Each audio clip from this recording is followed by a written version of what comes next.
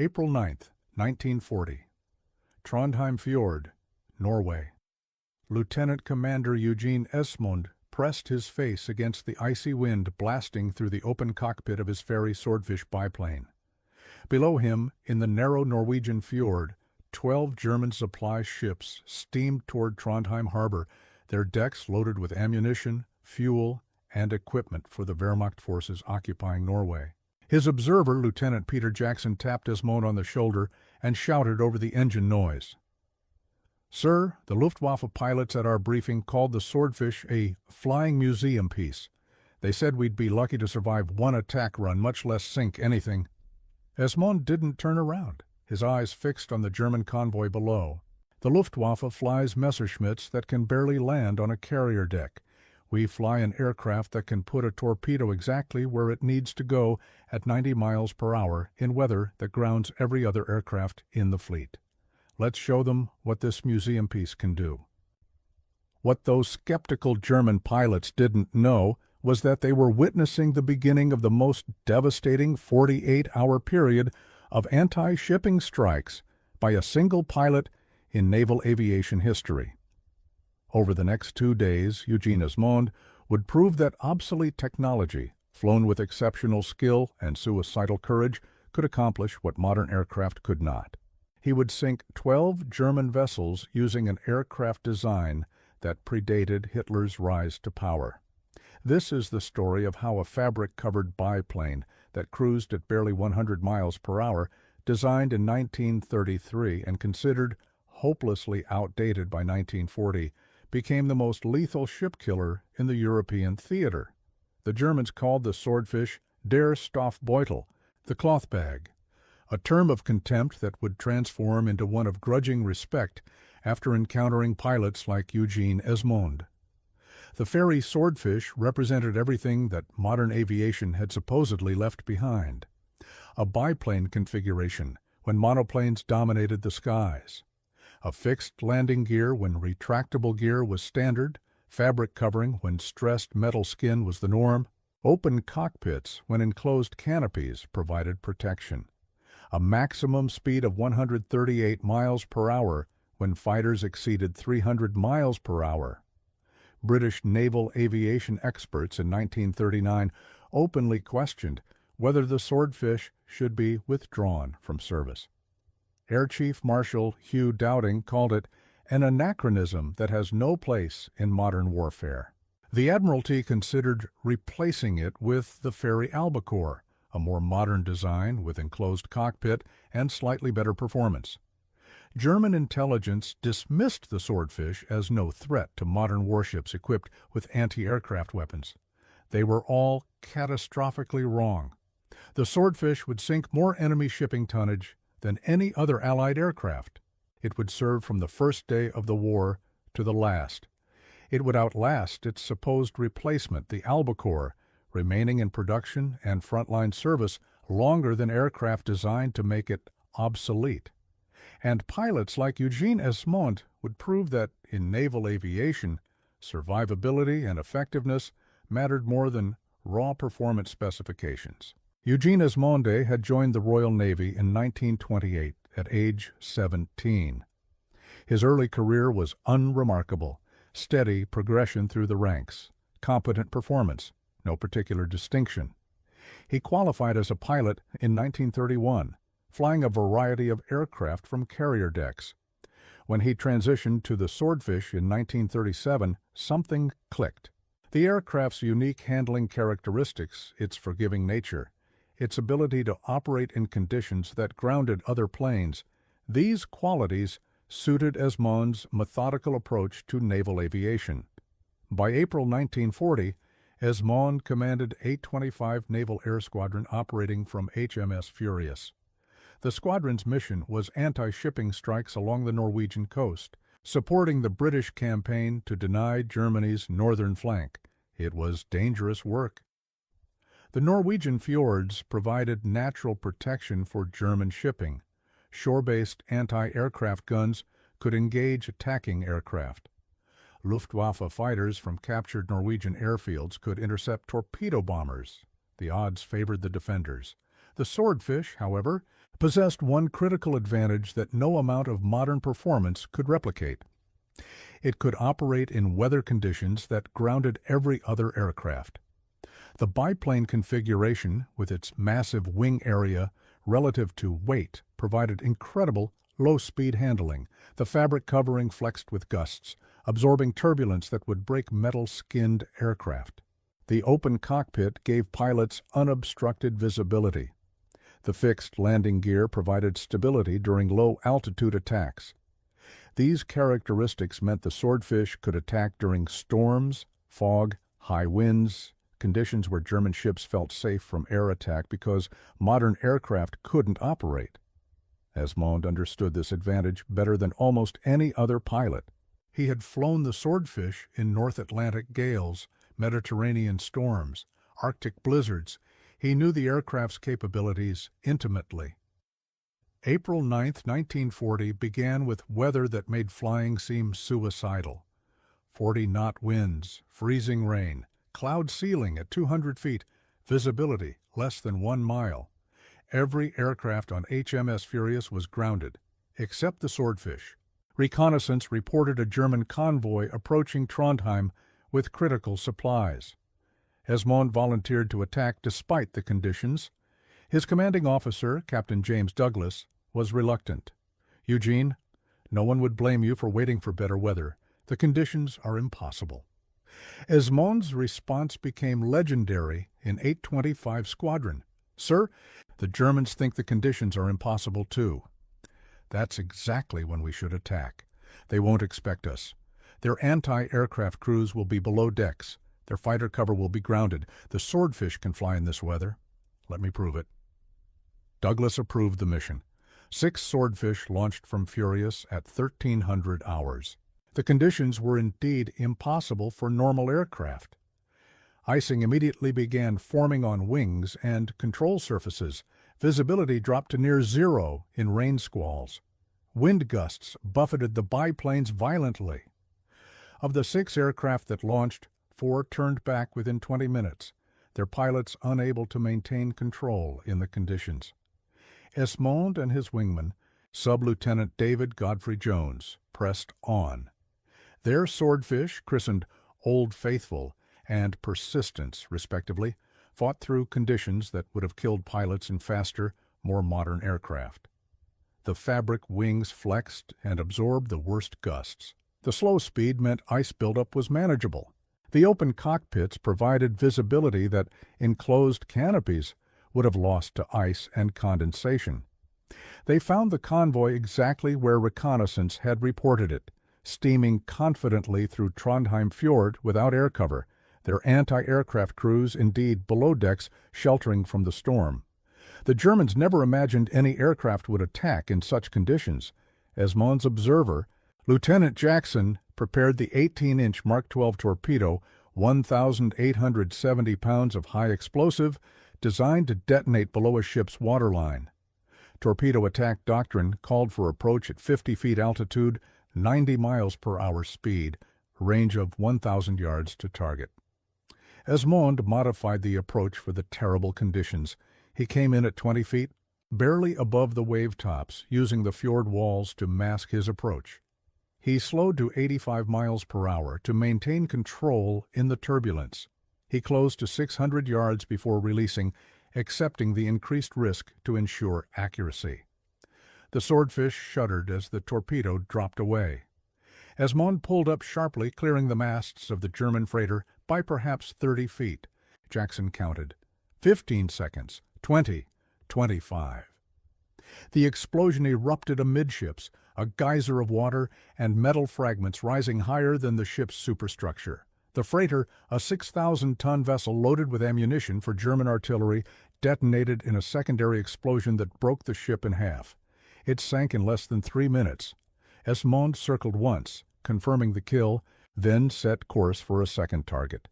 The convoy was scattering now, individual ships trying to evade, despite having no idea where the attack had come from. The weather made visual acquisition almost impossible. Esmond relied on dead reckoning navigation and brief glimpses through rain squalls to locate his next target. A tanker, probably 8,000 tons, steaming at maximum speed toward the protection of Trondheim's harbor defenses. Esmond set up another low-level approach. This target was more alert, anti-aircraft crews having reached their stations after the first explosion. Tracer fire reached toward the Swordfish, bright lines in the gray storm. Esmond jinked left, then right. The biplane's low-speed maneuverability, allowing evasive action, no monoplane could match at such low altitude. He released at 500 yards. The torpedo ran true. Impact. The tanker's fuel cargo ignited, creating a fireball visible for miles despite the rain. The vessel listed heavily to port and began settling by the stern. 2 ships destroyed. Esmond's Swordfish had 1 torpedo remaining, carried as reserve in case of misfire. His wingman Jones had successfully attacked and sunk a cargo vessel. 3 German ships destroyed in less than 20 minutes, but Esmond saw more targets. The convoy had included 12 vessels. 9 remained afloat. He returned to Furious, rearmed with 3 torpedoes, and launched again at 1500 hours despite worsening weather. This time he went alone, Jones's aircraft having suffered engine damage from anti-aircraft fire. The second sortie pushed the Swordfish's capabilities to their absolute limit. Wind gusts now exceeded 50 knots. Ice accumulation was severe. Visibility had dropped to less than half a mile. Esmond found 3 German vessels clustered together, apparently believing safety lay in numbers. He attacked from the stern of the formation, the least expected direction. First torpedo dropped at 400 yards. Hit. A cargo ship exploded and capsized. Second torpedo, released at 500 yards while turning. Hit. A freighter broke apart amidships. Third torpedo, dropped while recovering from violent turbulence. Miss. The torpedo ran under the target without exploding. Esmond returned to Furious with 2 more confirmed sinks, bringing his total to 4 ships destroyed in 2 sorties. The deck crew prepared Old Faithful for a third mission, despite the near-suicidal weather conditions. Captain Douglas tried to ground Esmond. "You've done enough. The convoy is scattered. Let it be." Esmond refused.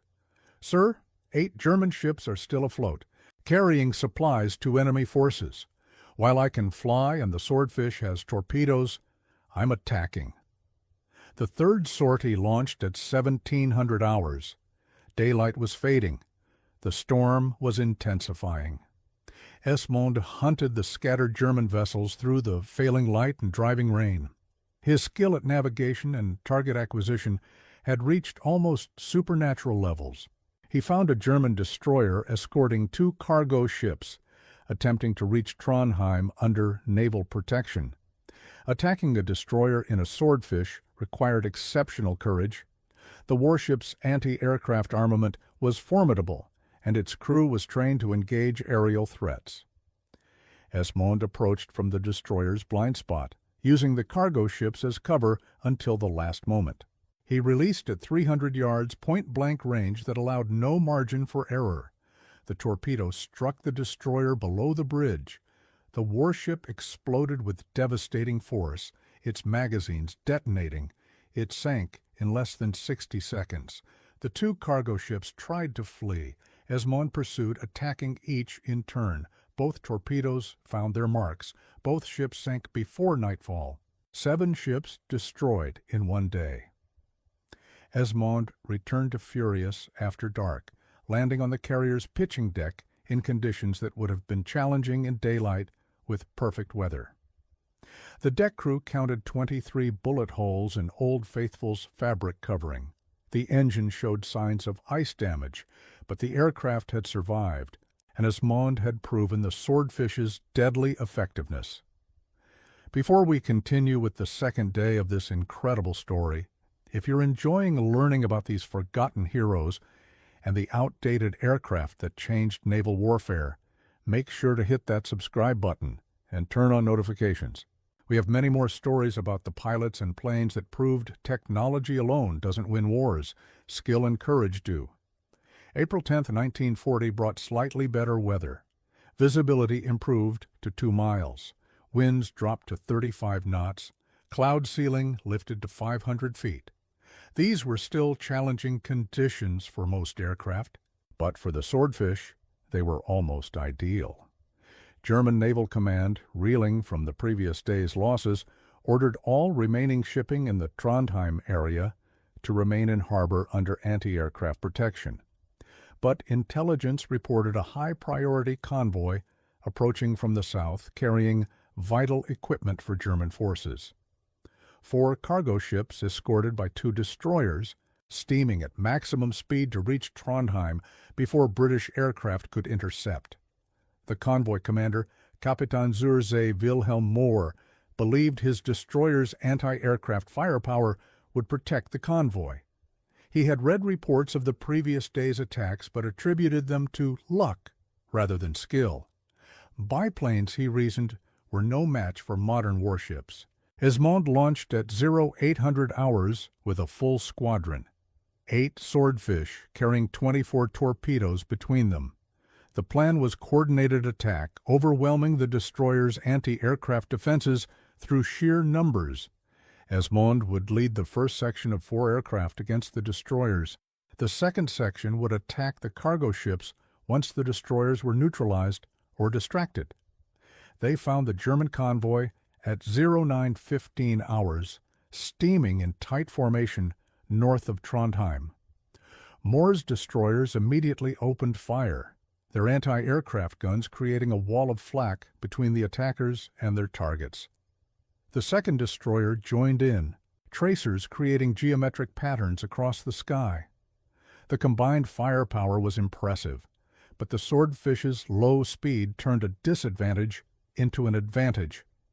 The German gunners, trained against fast modern aircraft, consistently led their targets too far. Shells exploded where a Messerschmitt or Spitfire would have been, but the slow Swordfish hadn't arrived yet. Esmond led his section through the anti-aircraft fire at 50 feet altitude, so low the German guns had difficulty depressing far enough to engage. He selected the lead destroyer, the larger of the 2, and set up for torpedo attack. Release at 800 yards, the torpedo ran straight and true. Impact amidships. The destroyer shuddered from the explosion but remained afloat, its damage control teams racing to contain flooding. Sub-Lieutenant Jones attacked the second destroyer simultaneously. His torpedo struck near the stern, damaging the rudder and propulsion. The destroyer began circling, unable to steer. 2 more Swordfish from Esmond's section delivered finishing blows. Both destroyers were sinking within 10 minutes of the initial attack. The second section of Swordfish, led by Lieutenant Commander Charles Rotherham, now attacked the undefended cargo ships. Without destroyer protection, the freighters were helpless against torpedo attack. 4 ships, 4 torpedoes, 4 hits. All 4 cargo vessels were sinking or dead in the water within 15 minutes. The entire engagement had lasted 23 minutes. 6 German ships destroyed, including 2 warships, without a single Swordfish lost. Esmond's personal tally had reached 9 ships in 2 days. But he wasn't finished. Intelligence reported 2 more German vessels attempting to reach Trondheim independently, hoping to avoid the fate of the convoy. Esmond volunteered for an afternoon patrol despite having flown 2 exhausting missions already. He found the first vessel, a tanker, attempting to hide in a small fjord off the main shipping lane. The tanker's captain had anchored close to shore under tree cover, trying to become invisible from the air. Esmond spotted the vessel only because sunlight reflected off its metallic superstructure through a gap in the foliage. He attacked from directly astern, the one approach angle the tanker's limited anti-aircraft armament couldn't cover. Torpedo release at 600 yards, direct hit. The tanker exploded with such force that witnesses 20 miles away reported hearing the detonation. Ship number 10. The final 2 vessels were traveling together, a cargo ship and a small escort vessel. They were approaching Trondheim from the west when Esmond intercepted them at 1600 hours. The escort vessel, armed with anti-aircraft guns, attempted to protect the cargo ship by positioning between it and the attacking Swordfish. Esmond adapted his tactics, attacking in a curving approach that forced the escort to continually adjust its firing position. The low speed of the Swordfish again proved advantageous. Esmond could turn tighter than the escort could traverse its guns. He released his first torpedo at the escort from just 400 yards while in a bank. The torpedo dropped, leveled, and ran true despite the unconventional release. The escort exploded and sank rapidly. The cargo ship tried to flee but couldn't outrun even the slow Swordfish. Esmond's second torpedo struck it below the waterline. The vessel listed heavily and capsized. Ship number 12. Eugene Esmond returned to HMS Furious at 1730 hours on April 10th, having sunk 12 German ships in 48 hours. The confirmed tonnage exceeded 70,000 tons of shipping, not counting the 2 destroyers whose military value exceeded their displacement. It was the most successful anti-shipping performance by a single pilot in 2 days during the entire war. The impact reverberated through both the British and German naval commands. The Royal Navy, which had been questioning the Swordfish's continued service, immediately canceled replacement plans. The Albacore, supposed to make the Swordfish obsolete, would instead serve alongside it. Production of the Swordfish, scheduled to end in 1941, continued until 1944.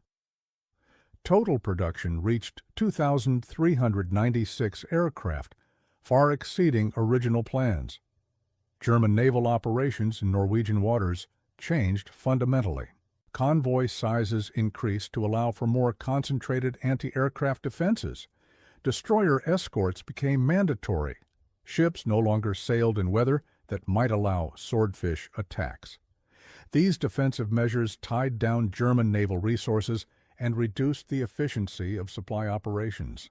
The fear of der Stoffbeutel was changing enemy behavior. Technical analysis of Esmond's achievements revealed why the supposedly obsolete Swordfish succeeded where modern aircraft might have failed. The fabric-covered biplane's low stall speed of 56 miles per hour meant it could fly controlled flight in conditions where metal monoplanes would stall and crash. The biplane configuration with massive wing area provided stability in turbulence that would tear apart stressed skin aircraft. The open cockpit, seemingly a disadvantage, prevented the icing and fogging that blinded enclosed cockpit aircraft in North Atlantic weather.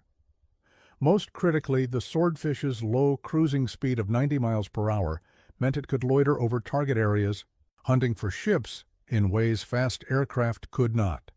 Modern torpedo bombers had to locate targets quickly and attack before fuel ran out. The Swordfish could search for hours using its exceptional fuel efficiency. This persistence allowed pilots like Esmond to find targets that faster aircraft would miss.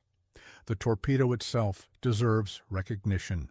The British 18-inch Mark XII aerial torpedo was among the most reliable weapons of its type. Unlike the notorious American Mark XIII torpedo, which suffered catastrophic reliability problems early in the war, the Mark XII ran straight, armed properly, and detonated as designed. Esmond's 12 torpedo attacks produced 11 hits and 11 sinkings, a success rate of 92%. This reliability transformed the Swordfish from a capable aircraft into a deadly ship killer. German attempts to counter the Swordfish threat proved largely ineffective. They increased anti-aircraft armament on cargo ships, but the additional weight reduced cargo capacity, and the guns still couldn't effectively track slow-moving targets at low altitude. They assigned fighter cover to convoys, but the Swordfish's ability to attack in weather that grounded fighters negated this protection. They attempted to intercept Swordfish near their carriers, but the biplane's small size and low altitude made radar detection difficult. The Luftwaffe did develop one effective counter.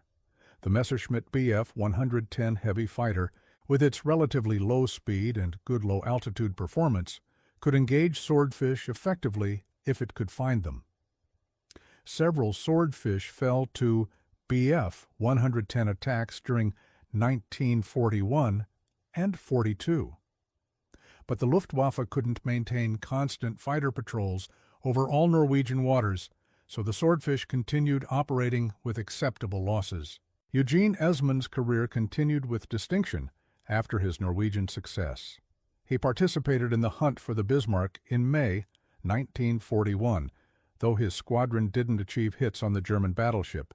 He flew anti-submarine patrols over the Atlantic.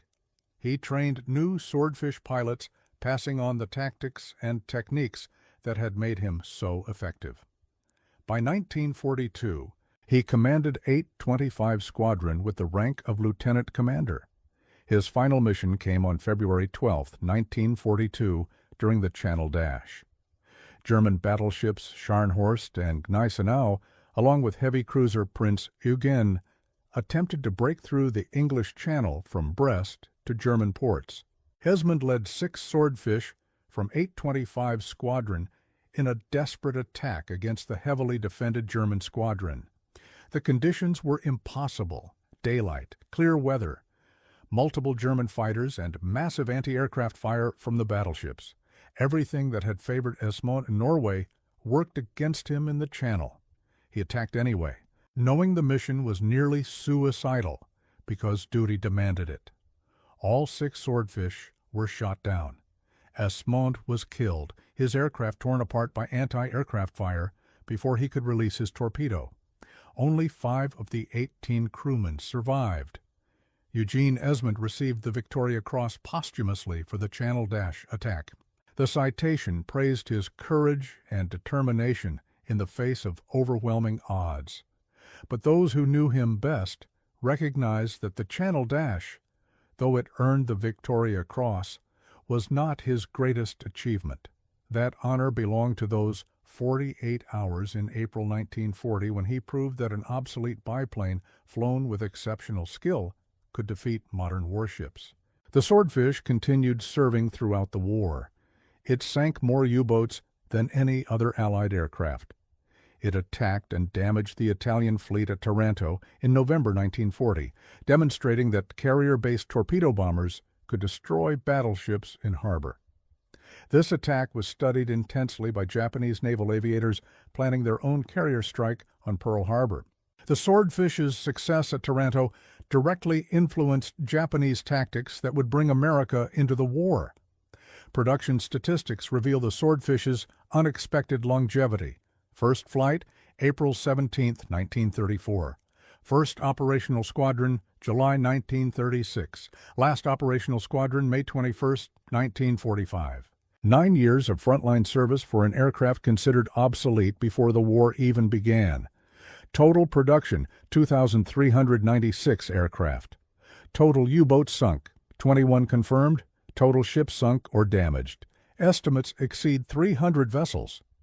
The final Swordfish mission occurred on June 28, 1945, attacking German positions during the liberation of Norway.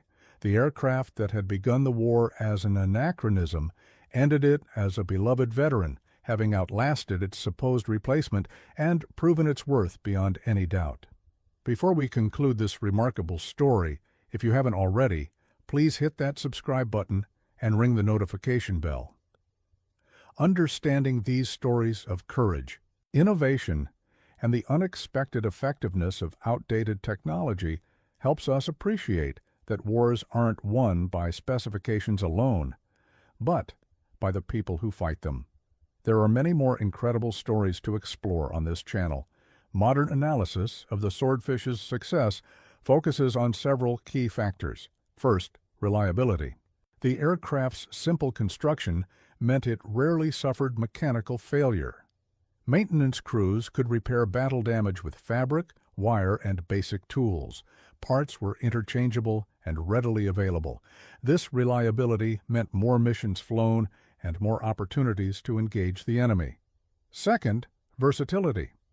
The Swordfish served effectively as torpedo bomber, dive bomber, anti-submarine patrol, reconnaissance, and even early warning with radar equipment. This versatility meant the aircraft remained useful even as newer specialized aircraft entered service. A squadron of Swordfish could perform missions requiring multiple types of modern aircraft. Third, the human factor. Pilots loved the Swordfish. It was forgiving, stable, and dependable. These qualities built confidence. Confident pilots flew better, fought harder, and survived longer. The Swordfish's gentle handling meant training could focus on tactics rather than aircraft control. New pilots could become combat effective faster than in more demanding aircraft. The Swordfish also benefited from exceptional weapons. The Mark 12 torpedo provided reliable performance that American, Italian, and early German torpedoes could not match. British depth charges used against submarines were effective and reliable. The aircraft could carry a variety of bombs, rockets, and mines. This weapon's flexibility enhanced the airframe's basic capabilities. Comparing the Swordfish to its contemporaries reveals interesting contrasts. The American Douglas TBD Devastator, a modern monoplane torpedo bomber, was slaughtered at Midway, with 41 of 41 aircraft lost in attacks on Japanese carriers. The Swordfish, attacking the Italian fleet at Taranto in similar circumstances, lost 2 aircraft of 21 engaged. The difference wasn't performance specifications, but tactics, training, and target defenses. The Devastator pilots attacked in daylight against alerted defenses. The Swordfish attacked at night, with surprise advantage. German and Italian pilots who encountered the Swordfish expressed grudging respect mixed with frustration. The biplane's slow speed made deflection shooting difficult for pilots trained against fast monoplane targets. The fabric covering meant cannon shells often passed through without detonating. The aircraft could absorb machine gun hits that would destroy metal-skinned planes and continue flying. Shooting down a Swordfish required sustained, accurate fire or a lucky hit on the engine or crew. Post-war interviews with German merchant sailors who survived Swordfish attacks revealed the psychological impact of these attacks. The distinctive sound of the biplane's Bristol Pegasus engine became associated with death. The sight of Swordfish approaching meant torpedoes were coming, and torpedoes meant ships would sink. Some German crews abandoned ship at the mere sight of Swordfish before attacks even began. Eugene Esmond's 12 ships in 2 days remained the gold standard for anti-shipping effectiveness. No other pilot in any navy matched this achievement in such a short time frame. His tactics, refined through those Norwegian missions, became doctrine for Swordfish squadrons throughout the war. The combination of low-altitude approach, point-blank range torpedo release, and exploitation of weather conditions that grounded enemy fighters created the template for effective torpedo attack. His legacy extends beyond tactics. Esmond demonstrated that obsolete technology in skilled hands could defeat modern systems. This lesson resonated throughout military aviation. The dictum that newer is always better was proven false. Effectiveness depends on matching aircraft capabilities to mission requirements, on pilot skill, on tactical innovation, on courage and determination. The Victoria Cross awarded for his final mission recognized his sacrifice. But the 12 German ships resting on the bottom of Norwegian fjords represent his true memorial. Each one sank to torpedoes delivered by an aircraft the experts said was obsolete, flown by a pilot who refused to accept that assessment. Each one proved that in warfare, as in life, what matters isn't what you have, but what you do with it. The Swordfish's story is ultimately about exceeding expectations.